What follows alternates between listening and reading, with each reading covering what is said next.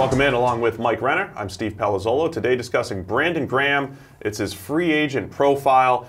He's finally, most likely, leaving the Philadelphia Eagles. He's been there since 2010, and he's had an interesting career because he was one of those guys for years we said, look, he's better than people think. He's better than people think. Look beyond these sack totals. Just because he put up 7 and 3 and 6 and 7 and 6, as far as the sacks go, he's still an extremely disruptive pass rusher, and he has been for many, many years now.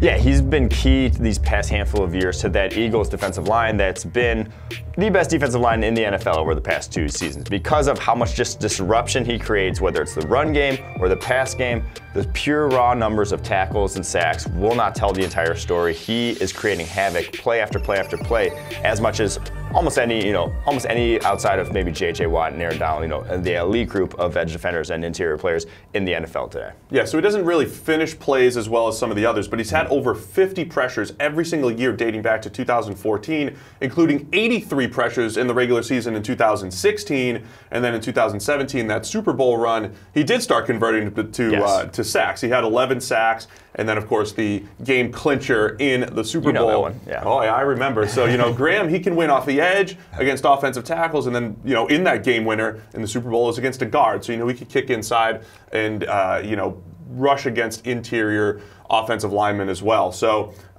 Graham is a guy who I think has had just consistent production and will probably get paid as such, too. I also think he's a guy who I don't think is going to age particularly poorly. I think the way he plays he's a guy who wins with pure power, strength, and leverage. His natural leverage being a guy only about 6'1" there off the edge. So he has the best, in my opinion, bull rush in the entire NFL. Off the edge. He has been his calling card over the course of his career, and similar to someone like James Harrison, I don't think that really just goes away with old age. We saw James Harrison play well into his mid and late 30s. I think we could see a similar sort of career path from Brandon Graham just because he doesn't rely off of pure speed. He's more of a strength guy, and I don't think that really goes away. And because of how Graham disrupts the pocket, gets to the top of the pocket, forces quarterbacks to step up, it's a good compliment to, when you have other pass rushers that can finish because he's not as good at just accumulating sacks historically over his career. So let's get into some of the potential fits for Graham. Again, he's coming from this deep defensive line with the Philadelphia Eagles, almost certainly going to be moving on. What are some teams that really need a good edge defender? Well, I think you have to look at teams that aren't going to use him to drop in coverage at all. You just don't want him coming off the ball and dropping coverage. That's not the sort of player he is. So then you sort of pigeonhole him into 4-3 teams, someone with cap space, someone with a need on the edge. That would be someone like the New York Jets. I think they're switching to a 4-3 more. Carolina Panthers, Seattle Seahawks,